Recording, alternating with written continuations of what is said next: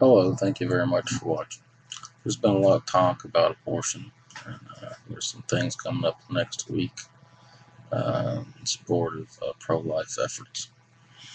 Um, Yesterday I went to church and I was reading my Bible. It just so happened I stumbled across a passage, Romans 5, let's see, Romans 5:18 says, "Therefore, as through one man's offense judgment came to all men, resulting in condemnation.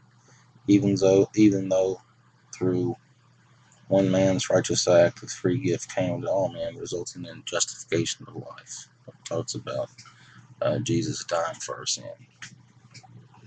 And I think it's only fitting us as Christians we need to take up for the unborn. And I mean, when you see little kids gathered by a little wall or playing, there's so many times I just look at their parents and say, you know what? They'd make a great right to life poster. They're so cute. And I think we can all agree there's nothing sweeter than a life and the child's playing. And it's hard to imagine. It's hard to imagine what some children may have looked like had they not been aborted. And I think this we need to increase education to the public. To all the young ladies out there, it's not a bad thing to wait till marriage. It's something you could do. And if God's wanting to marry you, he's in it for the long haul. You'll have the support you need to raise a child, and you won't be in the dilemma of an abortion. And guys, you need to respect girls more. Don't go after them like you're trying to see how many you can go out with. Go after the one you want and keep her. They have thoughts and feelings just like you. And some of the wild girls, you need to be careful. Um, I've met a lot of girls in my day when I was younger who told me their stories of abortions and the horrible feelings, just the horrific pain it put them through. And so many of them regretted it. But you have to look at the situation. Many of them were raised in single-parent families.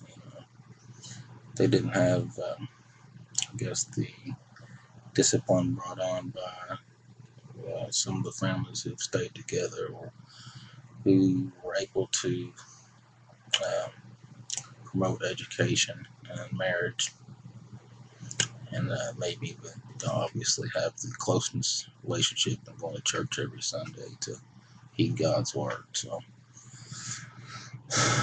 obviously there's things we did in the past that are better than some of the things we do today, and one of those is uh, guys respecting girls and asking for their hand in marriage and raising a family. And that would be ideal. And also see young people out there.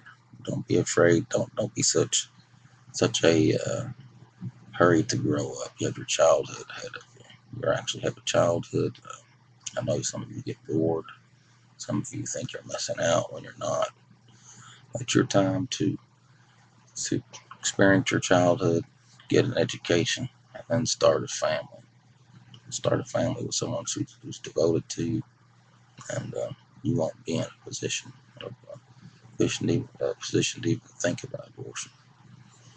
And to those of you who have been pro-life, kudos to you. Uh, I recently have been involved into one person, a couple people's lives who have adopted.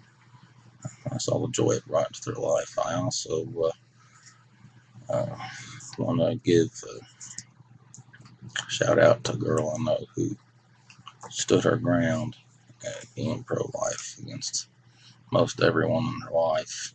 And she was not really in a position um,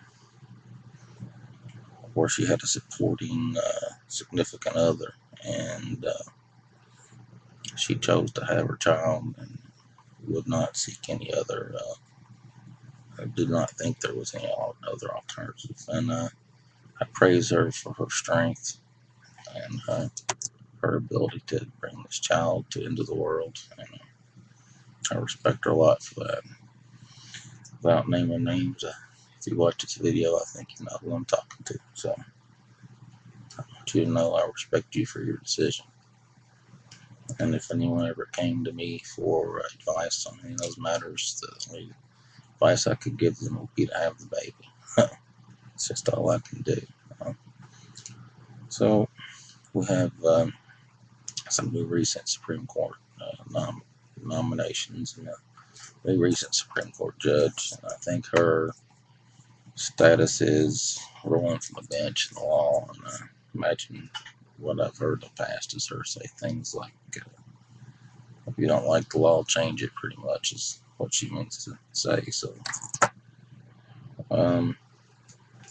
but keep in mind, a lot of you are experience God's grace and peace of God, and a lot of you know how Jesus gave his life so that we could live, and I think a lot of you agree that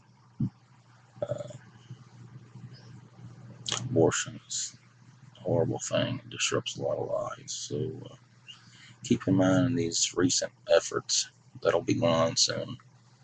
In the meantime, get education out there. Get education out to young girls, to young men.